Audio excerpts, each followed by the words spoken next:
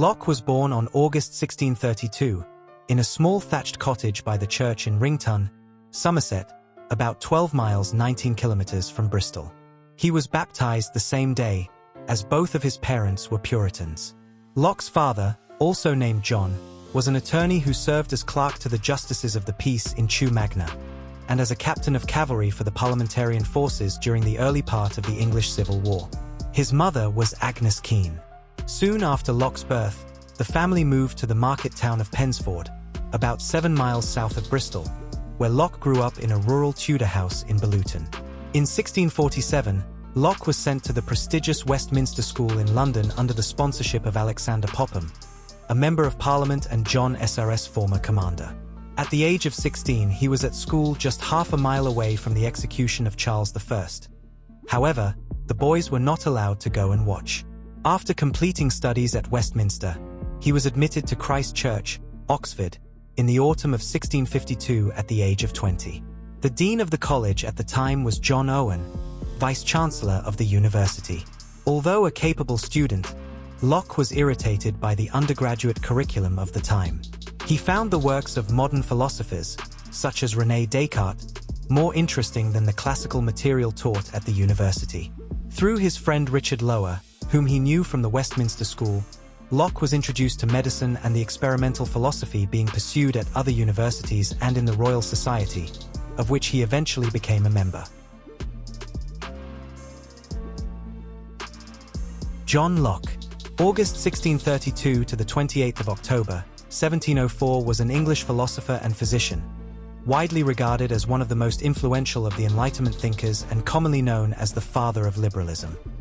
Considered one of the first of the British empiricists, following the tradition of Francis Bacon, Locke is equally important to social contract theory. His work greatly affected the development of epistemology and political philosophy. His writings influenced Voltaire and Jean-Jacques Rousseau, and many Scottish Enlightenment thinkers, as well as the American revolutionaries. His contributions to classical republicanism and liberal theory are reflected in the United States Declaration of Independence. Internationally, Locke's political legal principles continue to have a profound influence on the theory and practice of limited representative government and the protection of basic rights and freedoms under the rule of law. Locke's philosophy of mind is often cited as the origin of modern conceptions of personal identity and the psychology of self, figuring prominently in the work of later philosophers, such as Rousseau, David Hume, and Immanuel Kant. He postulated that, at birth, the mind was a blank slate, or tabula rasa. Contrary to Cartesian philosophy based on pre-existing concepts, he maintained that we are born without innate ideas, and that knowledge is instead determined only by experience derived from sense perception, a concept now known as empiricism. Locke is often credited for describing private property as a natural right, arguing that when a person, metaphorically, mixes their labor with nature, resources can be removed from the common state of nature. Locke had been looking for a career and in 1667, moved into Ashley's home at Exeter House in London, to serve as his personal physician. In London, Locke resumed his medical studies under the tutelage of Thomas Sydenham. Sydenham had a major effect on Locke's natural philosophical thinking, an effect that would become evident in an essay concerning human understanding. Locke's medical knowledge was put to the test when Ashley's liver infection became life-threatening. Locke coordinated the advice of several physicians and was probably instrumental in persuading Ashley to undergo surgery, then life-threatening in itself, to remove the cyst. Ashley survived and prospered, crediting Locke with saving his life. During this time, Locke served as Secretary of the Board of Trade and Plantations and Secretary to the Lords Proprietors of Carolina, which helped to shape his ideas on international trade and economics. Ashley, as a founder of the Whig movement, exerted great influence on Locke's political ideas. Locke became involved in politics when Ashley became Lord Chancellor in 1672, Ashley being created First Earl of Shaftesbury in 1673. Following Shaftesbury's fall from favour in 1675, Locke spent some time travelling across France as a tutor and medical attendant to Caleb Banks. He returned to England in 1679 when Shaftesbury's political fortunes took a brief positive turn. Around this time, most likely at Shaftesbury's prompting, Locke composed the bulk of the two treatises of government. While it was once thought that Locke wrote the treatises to defend the Glorious Revolution of 1688, recent scholarship has shown that the work was composed well before this date. The work is now viewed as a more general argument against absolute monarchy, particularly as espoused by Robert Filmer and Thomas Hobbes, and for individual consent as the basis of political legitimacy. Although Locke was associated with the influential Whigs, his ideas about natural rights and government are considered quite revolutionary for that period in English history. The Netherlands. Locke fled to the Netherlands in 1683 in the company of Shaftesbury, under strong suspicion of involvement in the Rye House plot, although there is little evidence to suggest that he was directly involved in the scheme. While in the Netherlands, he lived under the pen name Dr. van Linden. The philosopher and novelist Rebecca Neuberger Goldstein argues that during his 5 years in Holland, Locke chose his friends from among the same free-thinking members of dissenting Protestant groups as Spinoza's small group of loyal confidants.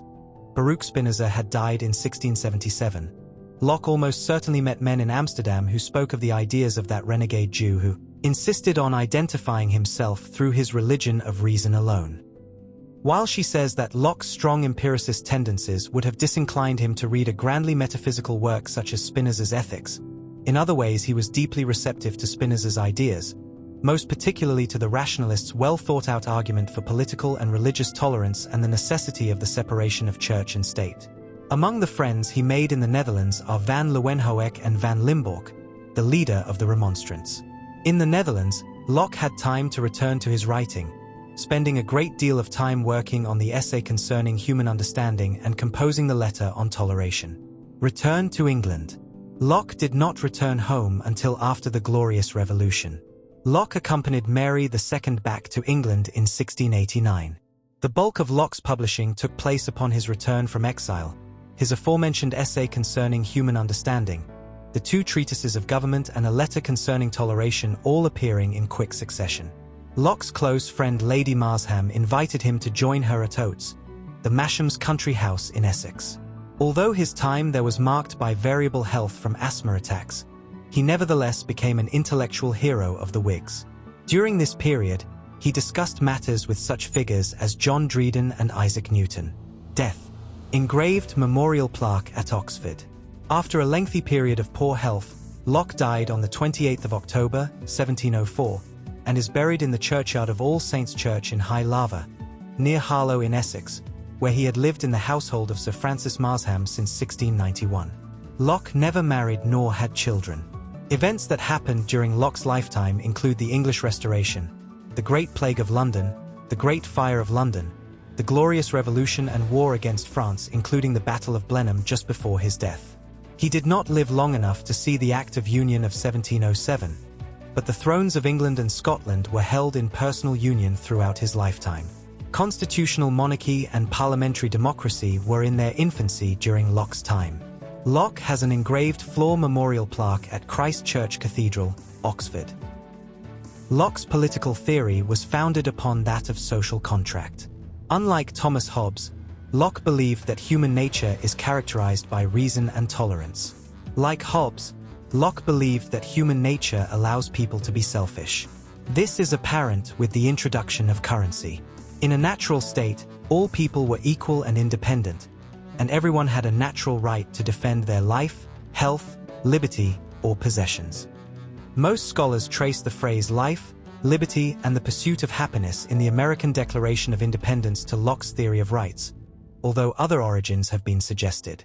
Like Hobbes, Locke assumed that the sole right to defend in the state of nature was not enough.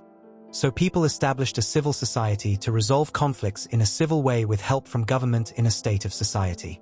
However, Locke never refers to Hobbes by name and may instead have been responding to other writers of the day.